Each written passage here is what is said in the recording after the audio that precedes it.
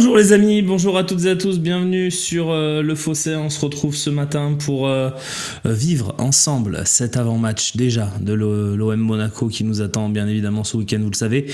On va évoquer les sujets de l'actu olympienne évidemment. Vous pouvez me poser déjà vos questions dans le chat. Oui, ça va plutôt bien, merci, merci pour ceux qui demandent. Merci à vous d'être là, présent ce matin encore, comme toujours. Voilà, on est content. Il y a plusieurs sujets évidemment. Vous en parlez déjà, plusieurs en parlaient dans le chat de Turpin qui va arbitrer le match dimanche. Alors je vais peut-être vous surprendre, mais je l'ai déjà dit sur le Fossé 1. Pour moi, c'est un très bon arbitre et c'est pas un problème que Turpin soit l'arbitre dimanche. Je sais que beaucoup vont hurler quand j'entends ça, quand ils entendent ça, mais voilà. Le deuxième sujet, je l'ai vu les amis, je vais en parler. Je sais que vous voulez que j'en parlerai bien sûr. Déjà, je vais parler de Turpin, mais Chris, effectivement, pas une mauvaise idée cette mise au vert. Les Olympiens qui sont partis 3 jours ensemble en stage de cohésion, effectivement, ça peut être une bonne chose. J'ai pas trop d'avis là-dessus. Je sais pas si ça va changer quelque chose, mais en tout cas, voilà, ils ont pris un groupe assez élargi, Nico, hein, pour partir en stage. Le stage, c'est Chris qui crie 13090A qui me demande si c'est une bonne idée ou non. Voilà, bon, effectivement sur Turpin, moi ce qui me gêne le plus c'est l'Aveyronais OM, c'est plutôt Pignard à la VAR. Pignard, il y a quelques dingueries quand même sur les saisons précédentes, notamment lorsqu'il était au sifflet et qu'il y avait un certain Wilfried Bien à la VAR. Donc je ne sais pas si c'est bonne ou mauvaise nouvelle, etc. Mais pour moi, Turpin, oui, on est tous d'accord, Andy, sur ça, c'est que Turpin est meilleur en Ligue des Champions qu'en Ligue 1, c'est vrai, meilleur en championnat d'Europe, ces trucs-là aussi, voilà, les Coupes du Monde, bon arbitre. En Ligue 1, il est un peu plus cool, on va dire, un peu plus hors du sujet, mais moi, je le trouve quand même pas catastrophique. Donc voilà, Alfredo Brassier n'est pas prêté par Brest, hein, c'est technique, c'est-à-dire qu'il est prêté avec option d'achat obligatoire, c'est-à-dire qu'on l'achètera et on le payera peut-être plutôt en fin de saison, voilà, mais non, c'est pas possible de casser son prêt. Monaco joue qui en Coupe d'Europe cette semaine? Bonne question, je ne sais pas. Honnêtement, j'ai pas regardé ça, je vais vous dire ça tout de suite. Monaco, alors il joue qui? Il joue Benfica demain, effectivement, voilà, un match plutôt compliqué, ou en tout cas ils vont devoir tout donner. Ouais, c'est contre Benfica, merci à ceux qui étaient là. Juste un truc sur Turpin les amis, la dernière dinguerie de Turpin contre l'OM, je n'en ai pas souvenir.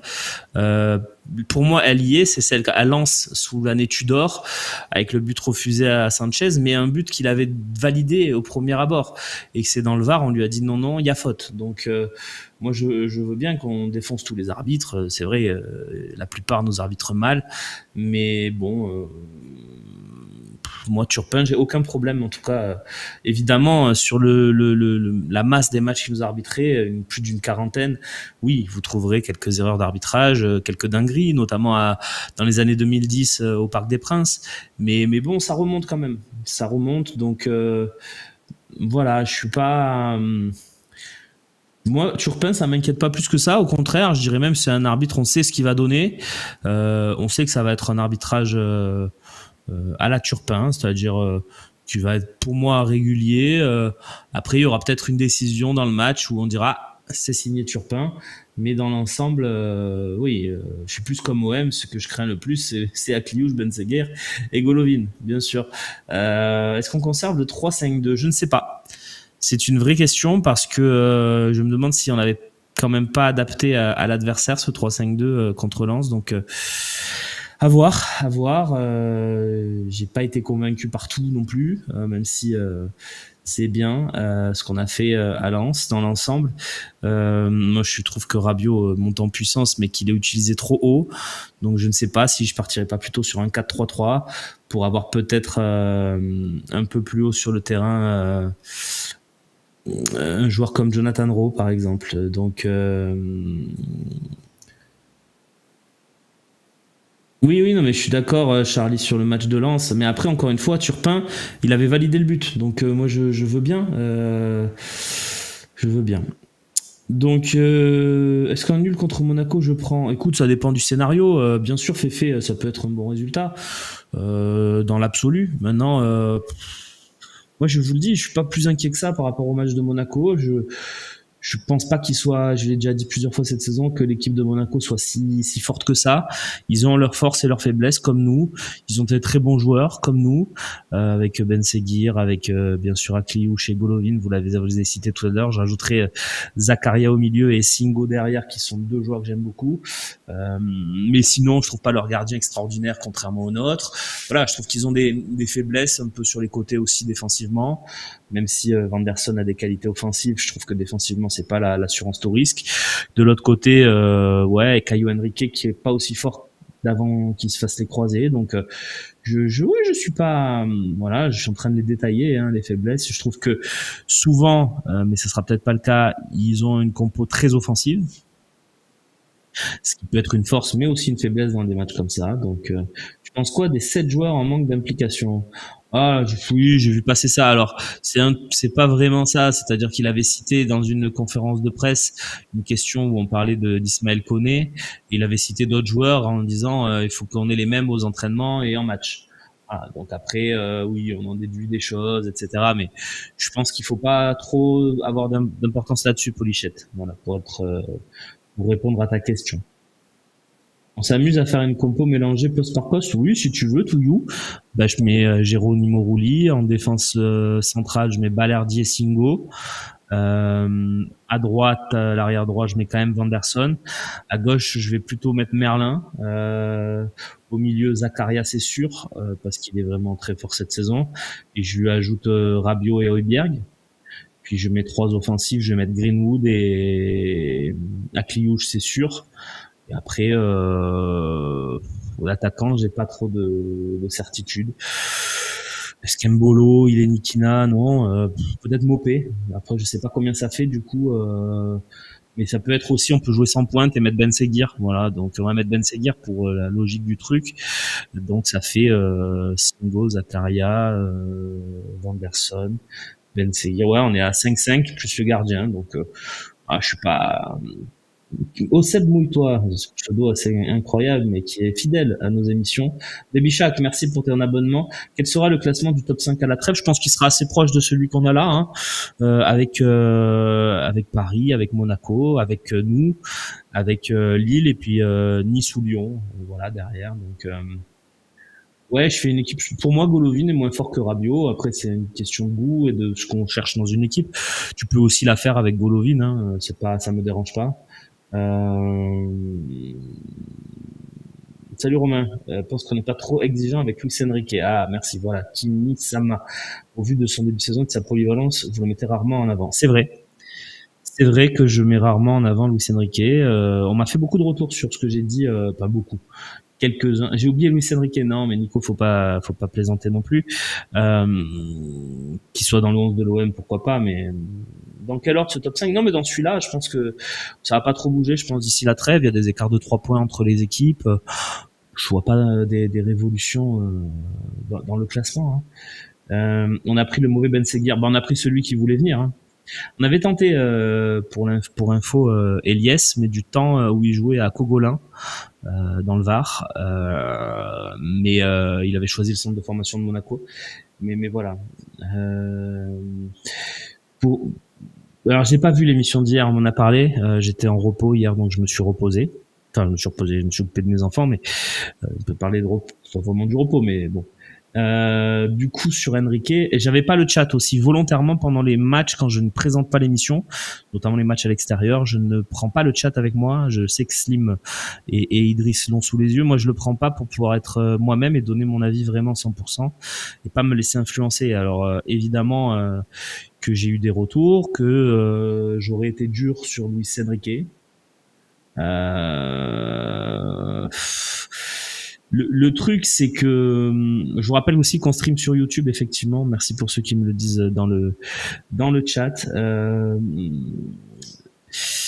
Moi, j'ai oui, et je précise pour YouTube d'ailleurs que le chat que j'utilise et qu'on utilise sur le Phocéen, c'est celui de Twitch. Voilà, donc vous pouvez regarder l'émission sur YouTube, mais il n'y aura pas d'interaction chat, en tout cas pas dans l'immédiat. Je peux pas avoir deux chats, regarder la caméra, me concentrer sur ce que je dis, écouter les intervenants quand vous m'appelez, et c'est trop compliqué.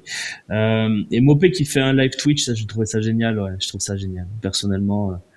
Mopé, en tout cas, dans la personnalité, je trouve que le garçon est incroyable. Footballistiquement, il a des défauts, des qualités comme tout le monde. Je sais pas encore trop comment le juger. Est-ce que je le rangerai dans 5 ans dans la catégorie des Valère Germain, ou est-ce que je le mettrai au-dessus? Je ne sais pas. Donc, Luis Enrique, la valeur marchande. Oh, ben, je pense que si on s'appuie sur son âge, ses stats, etc., il doit être à 10. Je pense. Voilà, vous êtes pas d'accord avec moi? Vous pensez qu'il vaut combien, Luis Enrique? Dites-moi, hein, dans le chat. Alors, je vais lire des messages sur Luis Enrique. Michel de Wolf. Le problème avec Luis Enrique, c'est qu'il ne devrait pas faire partie de l'équation dans le choix des titulaires, car c'est un bon 12e homme. Mais on peut du coup relever son irrégularité en tant que titulaire. Ouais, bah après, Luis Enrique, moi, voilà. Je sais que je me suis mis un pari et que j'ai pas trop le droit de dire ce que je pense sur le joueur, vraiment. J'essaye, c'est pas facile de respecter ça. Il me reste un mois à tenir, hein, c'est pas énorme. Mais juste, je vais me lever cette interdiction aujourd'hui parce que,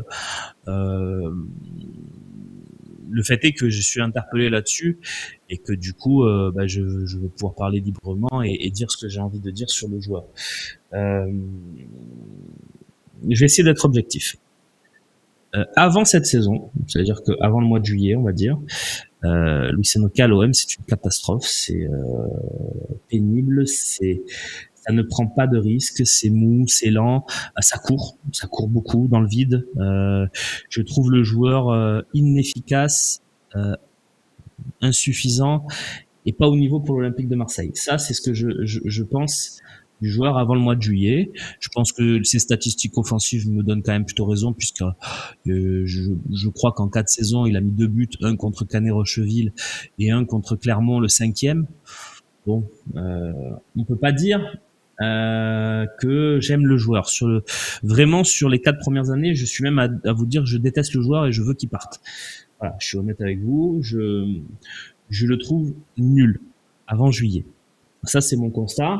Et je pense pas que je sois dans le faux sur l'analyse des 4 premières saisons de Luis Enrique à l'Olympique de Marseille. Maintenant que j'ai dit ça, il y a que les cons qui changent pas d'avis. Je n'ai pas changé fondamentalement d'avis sur la qualité du joueur. Je le trouve pas assez fort pour être un titulaire de l'Olympique de Marseille. Voilà, je le pense et je le penserai toute la saison et probablement toute ma vie, parce que à moins qu'il ait une révolution mentale et que d'un coup il mette sa technique au service d'une prise de risque offensive inhérente au poste d'ailier, à moins qu'il fasse ça. Non, je suis pas pris au piège, parce que tu sais, dans la vie, y a des joueurs qui évoluent. On peut passer de joueurs nuls à joueurs qui se révèlent. Ça arrive dans la vie, il y a beaucoup de cas. Par exemple, je vais prendre Koundé. Koundé, arrière droit, c'était catastrophique, et il est devenu un arrière droit plutôt fiable sur les dernières sorties qu'il fait et sur la dernière année, on va dire. Donc tu peux avoir une évolution. Et je n'attendais pas cette évolution de Luis Enrique, je suis très honnête, notamment en termes statistiques, parce que évidemment le football moderne est beaucoup régi par les statistiques, et ces statistiques implacablement sont excellentes depuis le début de saison. Elles sont pas bonnes, elles sont excellentes. Mais à la différence, Jeff, de Lucas Ocampos, puisque c'est très bien que tu m'en parles, Lucas Ocampos, c'était quand même un joueur qui a toujours été offensif, qui a toujours pris des risques. Je me souviens de sa première demi-saison avec l'OM sous Bielsa, le but incroyable qu'il marque contre Bastia la dernière journée, évidemment, mais c'était pas un joueur puissant. Et il revient de son prêt en Italie avec d'autres caractéristiques physiques, athlétiques, et il met quand même 18 buts sur une saison, Lucas Ocampos. Voilà. Donc, je pense que Lucas Ocampos, dans sa révolution, est au-dessus de Luis Enrique, et je ne comparerai même pas les deux par respect pour Lucas Ocampos. Maintenant qu'on a dit ça, Luis Enrique, voilà, il fait mentir beaucoup de statistiques. C'est-à-dire que je crois qu'en 150 matchs, ou je sais pas combien, il a mis 2 buts. Et là, il a quand même déjà mis 4 ou 5 buts et mis 4 ou 5 passes décisives. Donc il faut être honnête, il faut être faut être fluide quand on dit un truc. Voilà, moi je vous le dis, je suis pas contre Luis Enrique, moi je suis pour l'OM. Donc moi, si l'OM gagne et que Luis Enrique est très bon, ça me va. Le problème, c'est que les statistiques, elles mentent aussi un peu. Je mets de côté 2 ou 3 actions où je l'ai trouvé vraiment saignant. Par exemple, ce but contre Nice, où pour moi, c'est tout ce que devrait faire Luis Enrique, c'est-à-dire prise de risque, jeu rapide. Son match à Toulouse aussi, avec les 2 passes décisives, je crois. Si je ne m'abuse, peut-être qu'il n'y en a qu'une, mais en tout cas, il avait fait un bon match. Voilà, il y a des bonnes choses de Luis Enrique. Moi, ce qui me gêne, c'est le contenu des matchs. Voilà. Alors, je sais que maintenant le football est régi uniquement par les statistiques et que elles sont implacables. Et ça, je le redis et je le dirai toujours. Je prends un peu de temps pour parler de ça parce que j'ai décidé ce matin de me lever l'interdiction parce que vous savez, j'avais perdu un pari sur Luis Enrique au premier match contre Brest et je m'étais mis une petite interdiction et des petites barrières. Donc maintenant, je me le lève pour cette émission. Donc voilà. Maintenant, il a fait des progrès énormes dans les derniers mètres. C'est-à-dire que le but qu'il met contre Nantes, c'est un vrai but d'attaquant, un très joli but, et un but que je pense qu'il n'aurait pas mis sur les saisons précédentes. Pour 2 raisons. D'abord parce qu'il était moins fiable dans la finition, et il était aussi moins souvent dans cette zone de jeu parce qu'il prenait pas le risque d'y aller. Donc déjà, gros progrès.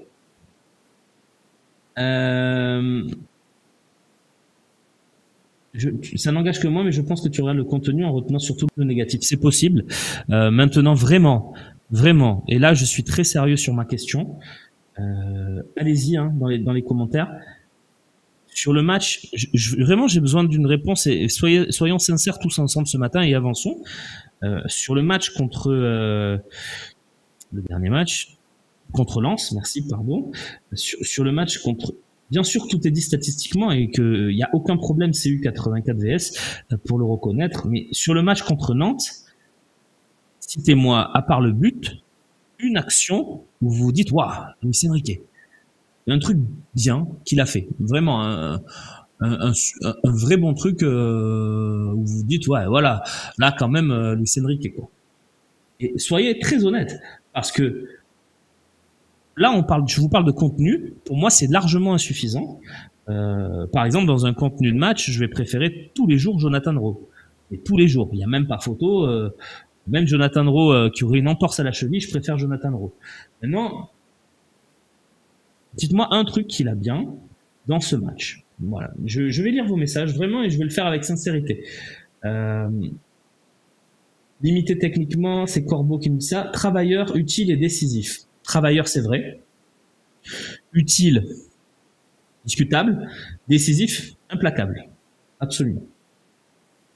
En piston, il a une activité physique au-dessus de la moyenne. 6 duels remportés sur 7. C'est pas l'impression que j'ai. Pardon, mais j'ai vu Machado lui mettre un bouillon pas possible, notamment en première mi-temps.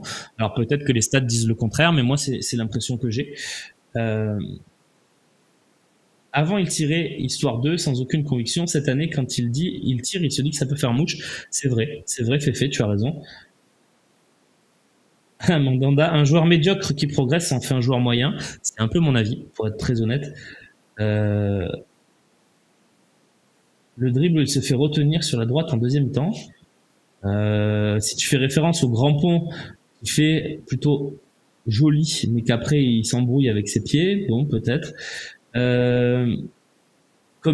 Alors c'est vrai aussi, Nico, comme 8 joueurs sur 11, il n'y a pas eu de waouh, exact, c'est vrai. Truc bien, la présence physique, oui, la présence physique athlétique, il peut jouer 3 heures, Luis Enrique, ça c'est vrai. Physiquement, il a un coffre assez fou. Maintenant, j'aimerais que ses courses et sa façon d'utiliser son physique soient un peu plus utiles, justement. Le dribble, non, je trouve pas que... disons qu'il peut le faire, mais je trouve pas qu'il ait une capacité de dribble. En tout cas, il la met pas assez en avant, à mon avis, Moineau. J'ai vu des combinaisons du jeu en triangle, des replacements, des relances. Ouais, bon, ok, Steph. Pourquoi pas. S'il marque pas, c'est un 5 correct. Ouais, pour moi, c'est ça, Ulysse, effectivement. Mais est-ce que c'est pas mieux de mettre un but que de se dire « Waouh, Luis Enrique ». Oui, d'accord, Lord Coty, exact. Je suis d'accord avec ça, vraiment. Et puis... je suis le gars qui, pendant 2 saisons, vous a dit Oh, Jonathan Klaus, vous êtes très dur parce que statistiquement, il est présent. Donc, je vais pas renier ce que j'ai dit sur Jonathan Klaus et pas l'utiliser pour Luis Enrique. Je vais avoir une honnêteté de vous dire, quelque part, soit je me trompais sur Klaus, soit il faut que tu revoies ton jugement sur Luis Enrique. Je pense qu'il faut que je revoie mon jugement sur Luis Enrique parce que en termes de statistiques, il est présent. Voilà, il faut le dire. Statistiquement, il fait mieux que beaucoup de joueurs de l'effectif. Donc ça, c'est implacable. Après, les statistiques, elles peuvent s'arrêter aussi. C'est des choses qu'on a déjà vues. Hein. Il peut peut-être ne plus marquer de but jusqu'à la fin de saison. Enfin voilà, je le souhaite pas.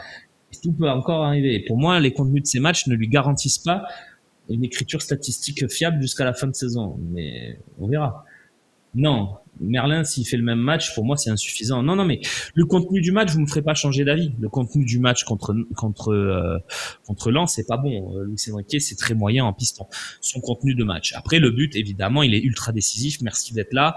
Tu es décisif, tu mérites une bonne note, il y a pas de problème, etc. Mais bon, contre Brest, même ma grand-mère les aurait mis. Il y a un peu du tapine aussi, c'est vrai. Bon, il faut être là. On sait que c'est pas Ronaldinho, mais il fait de belles choses. Greenwood n'a rien fait à part sa bonne passe pour Mopé. Oui, il est à l'origine des 2 premiers buts, mais à part ça, il n'a rien fait. On n'a pas trop vu Machado, à mon avis, mais ok. Ro ne défend pas assez, c'est vrai. Dans la débauche énergétique et l'envie de défendre, Luis Enrique est plus impliqué que Jonathan Rowe, c'est vrai. Les replis défensifs. Alors, se replier, ça veut pas dire bien défendre, mais je reconnais qu'il a cette capacité athlétique et cette volonté de faire qui est assez indiscutable sur ce côté-là. Ce que j'aime chez Enrique, c'est son calme devant le but. Oui, c'est assez fou. C'est assez fou pour un joueur qui marque très peu dans son passé olympien de le trouver aussi calme devant le but cette saison. Honnêtement, ça me fait réviser mon jugement sur certains points. Voilà, je pense qu'il faut être con pour pas changer d'avis. Je l'ai déjà dit, il y a que les idiots qui changent pas d'avis. Ben, j'ai pas envie de me sentir idiot. Voilà, je change pas d'avis totalement parce que tu me fais le choix de est-ce que l'été prochain on le vend, on récupère un petit billet pour recruter un autre joueur ou on le garde. Moi, je le vends, mais c'est mon avis. Je détiens pas la vérité et je reconnais une progression. Je vais finir sur Luis Enrique en lisant vos messages. En piston, il a une utilité physique au-dessus de la moyenne. 6 duels remportés, j'ai déjà lu. Ça, j'ai déjà lu. Utile, c'est sûr, vu qu'il joue à différents postes. C'est vrai. Bonne remarque, François-David Garcia. Il reste constant dans la moyenne. Pour moi, il reste constant bas sur la qualité des matchs, mais c'est un avis. Son travail de l'ombre, son impact physique en soi, il court beaucoup et compense par des courses. Pourquoi pas, vas-y. Il est encore jeune, tu fais une fixette, c'est vrai. Oui, c'est vrai. Les 2 trucs sont vrais, c'est qu'il est encore jeune et que je fais une fixette, oui et non, parce que je suis quand même en train de vous dire des choses ce matin. Je vois que le négatif, mais le positif, je l'ai déjà dit, Bika, il y a les stats. Les stats, pour moi, elles sont implacables, mais il n'y a pas de positif vraiment. Enfin, pour Luis Enrique, c'est bon, ok.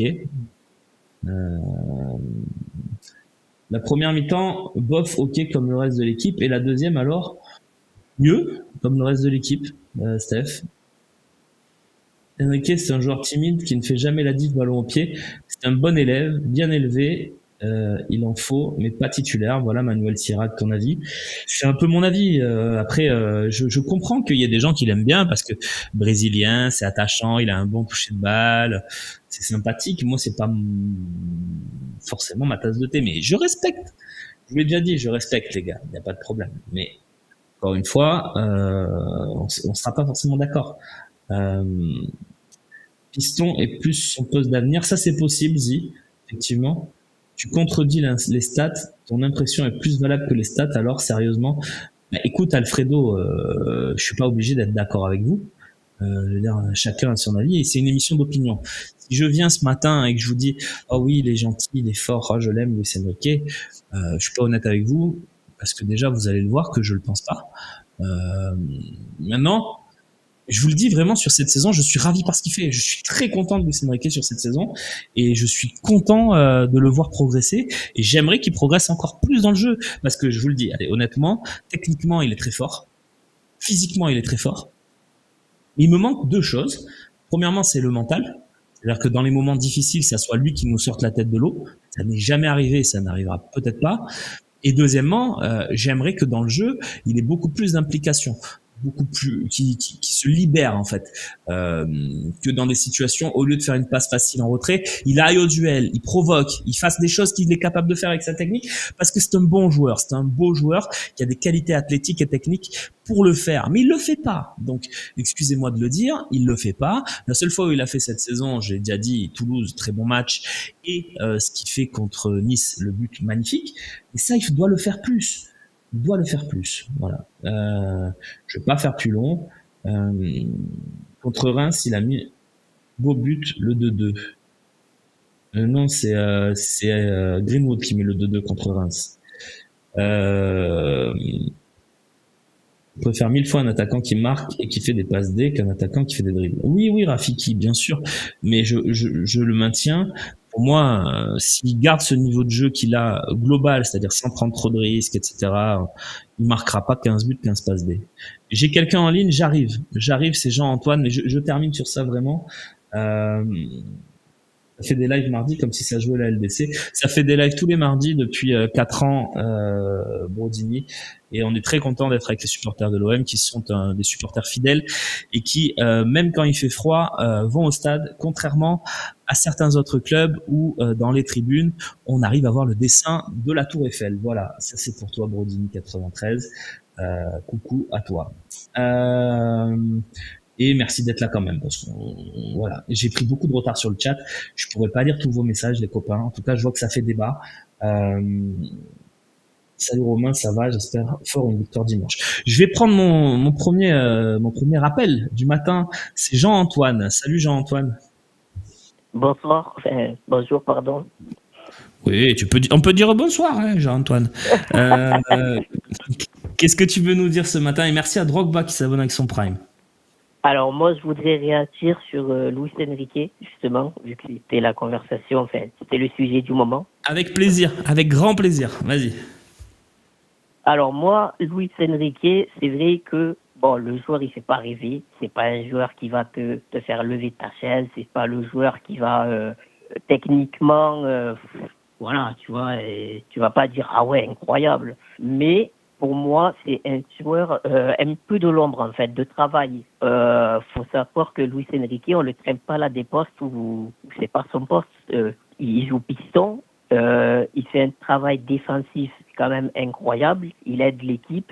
On a Ulysse Garcia quand même en latéral gauche. Hein.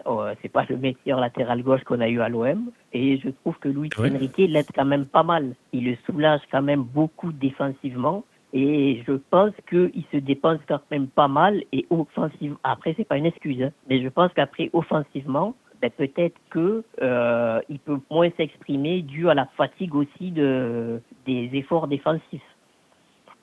Mais tu parles quand il joue ailier gauche, ça? Oui, au piston oui, même. Ben, quand il joue, il n'était pas du même côté qu'Ulysse Garcia, là. Mais oui, tu veux dire que comme il a une grosse débauche d'énergie athlétique, défensive, il est un peu moins lucide offensivement parfois. Peut-être. Voilà. Non, mais encore une fois, moi, je vous dis ce que je pense. Après, que vous l'aimiez, ce joueur, vous avez totalement le droit. Moi, je me ferai pas floquer son maillot, quoi. Mais après... Oui, c'est un peu une spéciale Luis Enrique parce que il y a eu beaucoup de choses qui ont été dites là-dessus, donc je voulais faire une mise au point. Et Jean-Antoine, je te laisse poursuivre, bien sûr. Et donc toi, ce joueur, dans l'absolu, si je te dis fais ton 11 type de l'OM cette saison, il est dedans. Alors moi, Luis Enrique, c'est pas un joueur que je mets sur la feuille de match de suite, mais ça me dérange pas de le voir. Voilà, quand il est dans le 11, je me dis bon, c'est pas déconnant, tu vois. Après, je vois ah non, ça c'est sûr. Mais t'as pas répondu à ma question. C'est plus joli. Jean-Antoine, tu n'as pas répondu. Jonathan Rowe, il est plus classe. Il est plus percutant, il fait plus de différence. Une fois qu'il balle au pied, il est à l'aise, il n'y a pas de souci. Mais si on voit Luis Enrique, bon, ça me dérange pas plus que ça, tu vois. En plus, il est décisif. Je suis d'accord. Donc, les saisons dernières, devant le but, c'était une catastrophe, Luis Enrique. Là, on voit quand même qu'il a pris confiance, il a pris un peu de coffre, voilà. Moi, je trouve que, franchement, Luis Enrique, bon, en ce début de saison, après, ça peut changer. Mais je trouve que, franchement, c'est pas mal. C'est vrai, ce que tu dis est vrai. C'est même presque implacable. Après, tu n'as pas répondu à ma question quand même. Je te demande si tu fais ton 11 type là. Tu sais, on le fait tous sur notre petit bout de papier. Est-ce que tu l'écris? Est-ce que tu mets Enrique dans ton 11, toi? Moi, je pense que je le mets bah, je mets quand même Raoult, ouais. Je mets quand même Raoult, ouais, sur le côté gauche. Donc tu joues pas dans le système 3-5-2 avec piston Luis Enrique, quoi. Non. D'accord, on est du même avis. Mais okay. Un bon remplaçant. Ok. On va changer de sujet, tiens, reste avec moi, parce que Charlie nous dit 31 minutes sur Luis Enrique, ça continue, c'est lunaire, pas du tout. Ouais. On a fait 15 minutes avant de parler de Luis Enrique, Charlie, soyons honnêtes. On a parlé de l'arbitrage, on a parlé de plein de sujets, du départ en stage, des joueurs qui n'auraient pas la bonne implication, etc. On n'a pas fait 31 minutes sur Luis Enrique, c'est pas vrai, mon Charlie. Et merci d'être là encore une fois. Reste avec moi, Jean-Antoine, on va prendre quelques questions, et puis je vais te faire réagir à l'une d'entre elles. Tac. Oui, ça lance le débat sur Raoult et Luis Enrique. Bon, je pense qu'on a fait le tour de cette question-là. N'hésitez pas à poser d'autres questions dans le chat. Chacun son avis. Tu as raison de dire ce que tu penses sur son cas. Au moins, tu laisses les autres avoir un avis différent. Exactement, Philou. Je veux pas imposer ma pensée. Par contre, si je vous le dis, c'est une émission d'opinion, l'OM au café. Moi, mon opinion et le but de cette émission, ça n'est pas de venir et de vous dire ce que vous voulez entendre. Je suis vraiment, par contre, de vous faire réagir, de prendre Jean-Antoine qui a un avis proche du mien, mais un peu différent quand même, etc., etc. C'est super. Venez, il n'y a pas de problème. Et puis on débat. C'est ça le foot. Moi, j'ai pas d'ego. Voilà, je vous le dis clairement, je n'ai aucun ego. J'ai des goûts différents, peut-être de certains. Par exemple, Turpin, ça me dérange pas. Voilà, il y a des débats. Si je viens, je vous dis, Turpin, oh les gars, on va se faire un carré. Oui, vous voulez peut-être entendre ça dans la majorité. Moi, c'est pas ce que je pense, donc je vous dis ce que je pense. Voilà. Contre Monaco, tiens. Est-ce que il y a une question de Zofko? Y a-t-il mieux que Rouli en Ligue 1? Est-ce que qu'est-ce que t'en penses toi de Rouli, et est-ce que tu crois qu'il y a mieux en Ligue 1? Alors moi, franchement, au début de saison, je me suis vraiment posé la question sur les deux gardiens qu'on a recrutés, et je me suis dit que j'avais des gros doutes. Je me suis dit peut-être ça va être un problème. Et franchement, Rouli, je pense que les saisons dernières, on se demandait est-ce que nos gardiens nous font vraiment gagner des points? Et là, quand même, Rouli, il nous sort quand même des face-à-face, quoi. Des face-à-face. C'est incroyable. Il nous en sort au moins minimum un par match. Donc, c'est vraiment un gardien décisif qui nous fait gagner énormément de points depuis le début de saison. Et je pense que s'il n'aurait pas été là dans certains matchs, on aurait perdu carrément les matchs. Je suis d'accord avec toi. Alors dans le chat, ça nous dit Lucas Chevalier. Effectivement, fait une très bonne saison aussi, Lucas Chevalier. Je pense qu'ils sont à touche-touche depuis le début de saison. Même, je dirais pas qu'il est au-dessus parce que Rouli fait vraiment des matchs assez incroyables aussi. Mais Lucas Chevalier, il a le petit plus de la Ligue des Champions où effectivement, il s'est mis aussi en valeur. L'arrêt sur Pereira d'Acosta est magnifique. Lopez ou Mandanda aurait pris le petit pont, me dit Finch. C'est vrai. Peut-être pas les deux, mais il y en a un des deux qui aurait pris le petit pont et je vous dis pas lequel. Romain, tu penses que Delange va jouer contre Saint-Etienne ou Lille avant la Coupe de France? Faut-il le faire jouer avant? Alors, deux choses, Nico. Déjà, je n'ai pas la certitude qu'il joue la Coupe de France, parce que ça peut dépendre aussi du tirage. Hein. Si tu tombes, si c'est Monaco-OM, je suis pas sûr qu'il mettra pas Rouli, par exemple.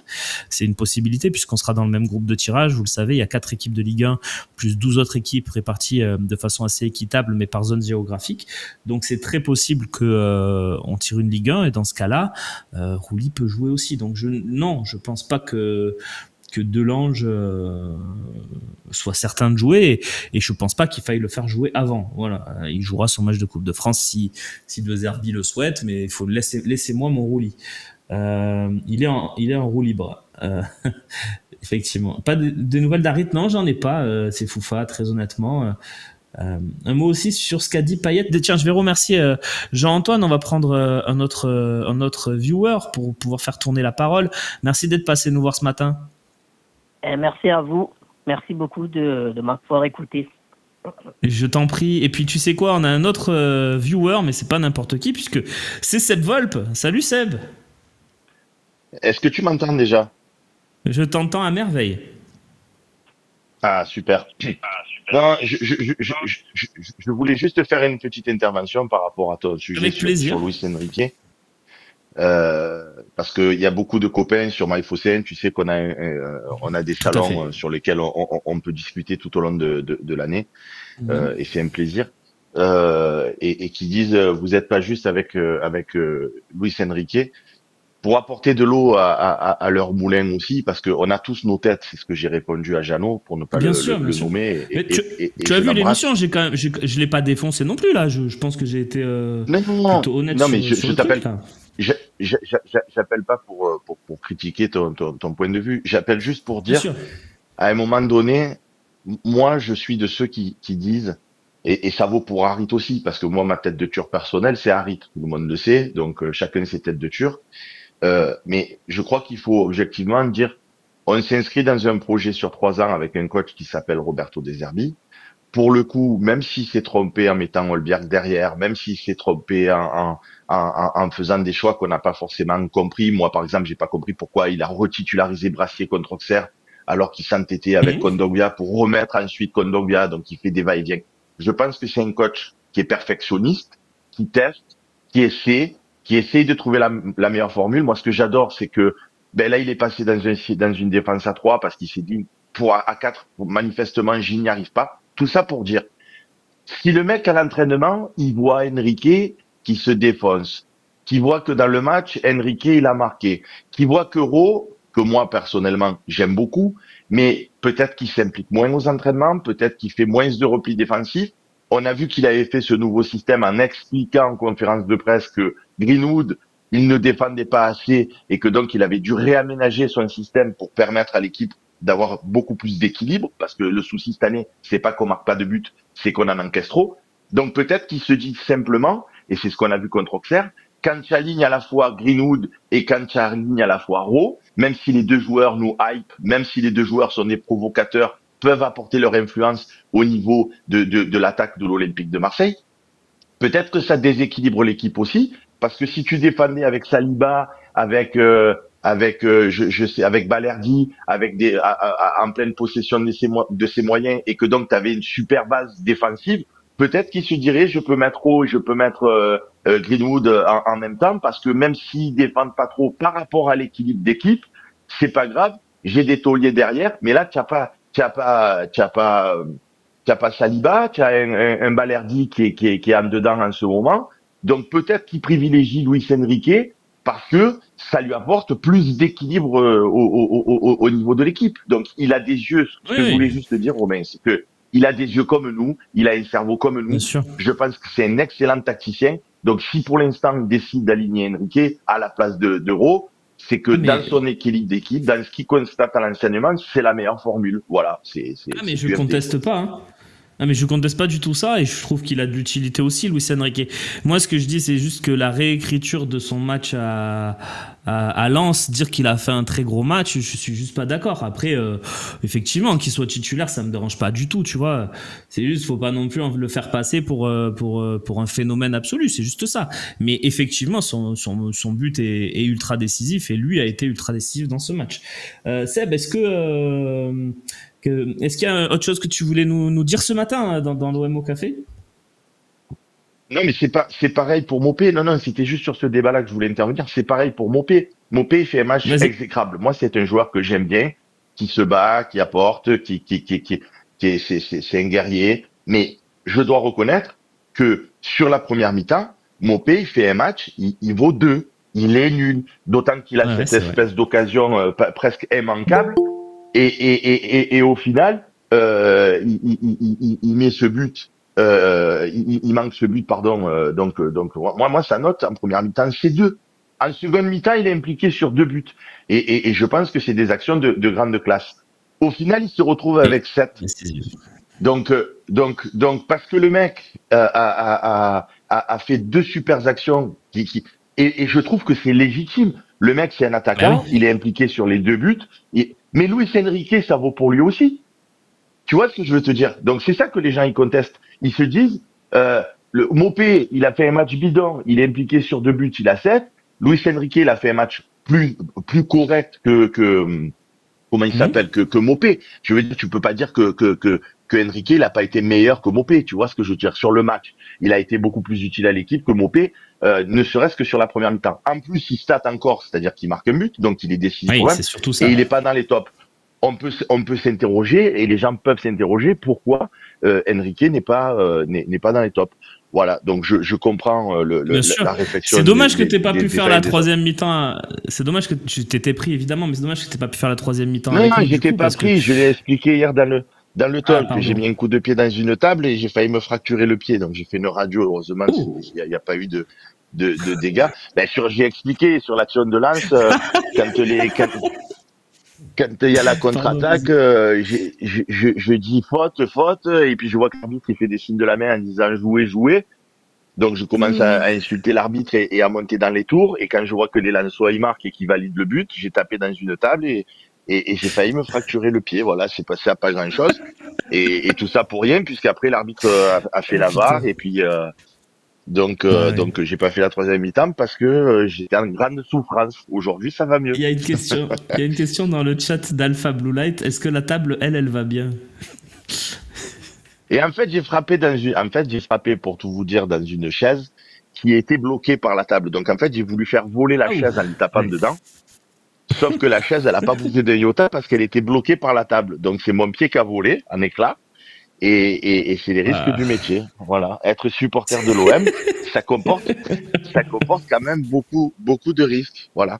Après, pour conclure sur Enrique, ce que je dis souvent, c'est que le problème avec ce joueur, et je pense que tout le monde sera d'accord pour dire que c'est le même problème avec Harit ou voire Greenwood sur les tâches défensives, c'est que moi, en tout cas, dans mon regard, que ce soit Enrique ou que ce soit Harit, je les mets un peu dans le même panier, je leur vois des grandes qualités. Moi, je me souviens de ce match de Enrique contre Monaco l'année dernière au stade Vélodrome, où il avait fait la misère aux joueurs monégasques. Donc, je me dis, s'il est capable de ce niveau de performance, c'est qu'il a vraiment des qualités. Or, il est introverti, il se lâche pas, il se fait pas plus plaisir que ça dans un match, il a peur de mal faire, et on a envie de lui dire, et tu sais, Jade Volpe, en conférence de presse, lui avait dit, pourquoi tu prends pas plus de responsabilités?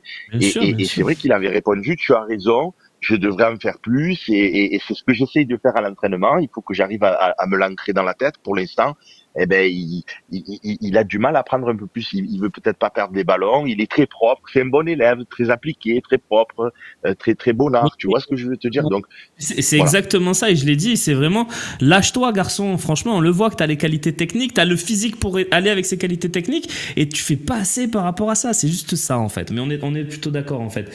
Juste, Seb, j'avais une question, je l'ai perdue, c'est dommage, qui était bien...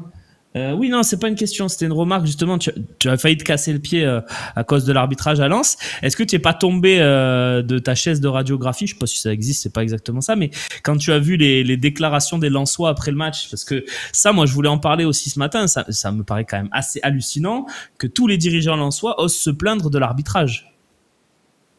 Mais en fait, ce qu'il faut comprendre, et je suis évidemment complètement de ton avis, mais si on avait été nous, Lens, tu mets la situation inverse, on est Lens et eux, c'est un autre club.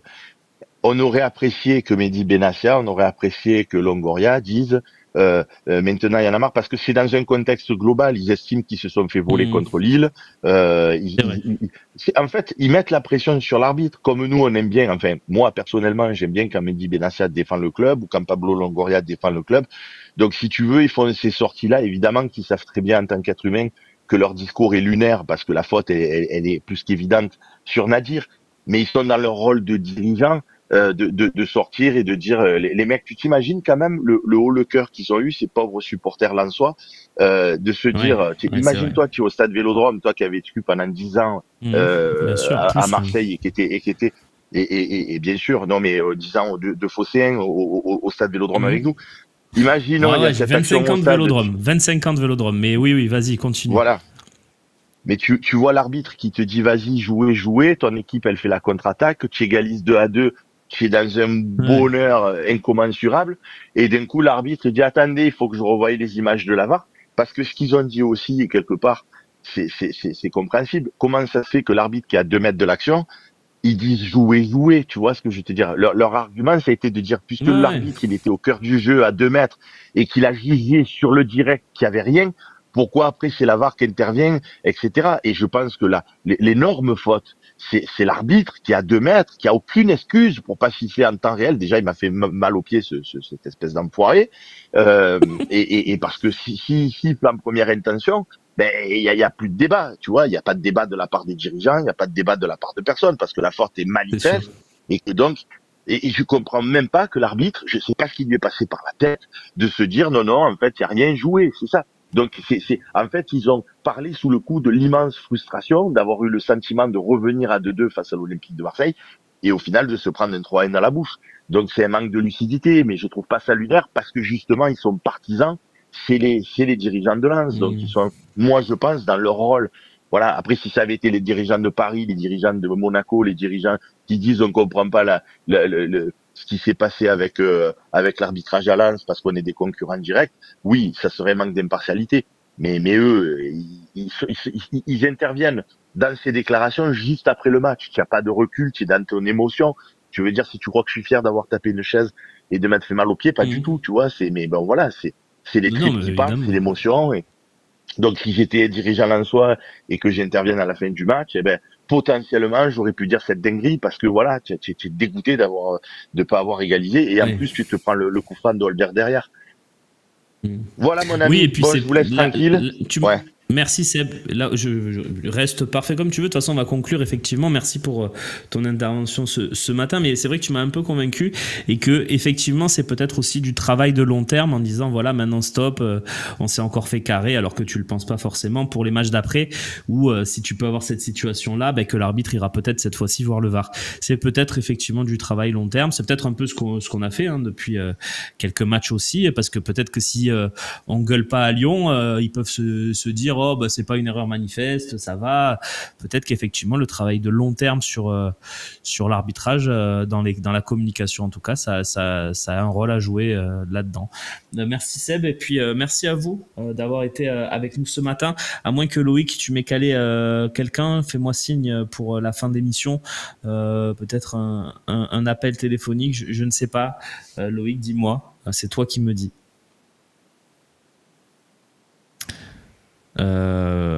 Personne. Eh bien, très bien.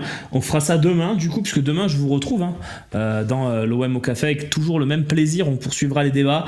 On fera pas de gros focus sur Luis Enrique cette fois-ci. Je pense qu'on a été très clair. Voilà, on a fait une mise au point.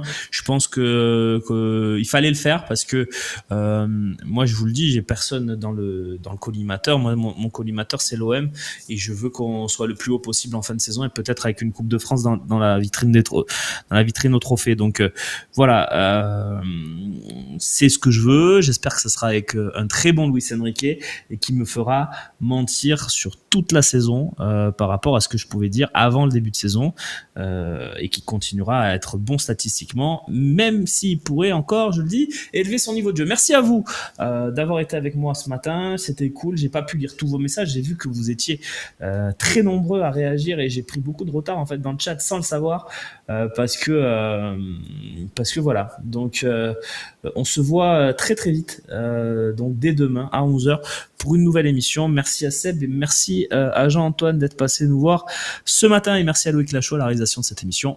Des bisous à tous. Ciao.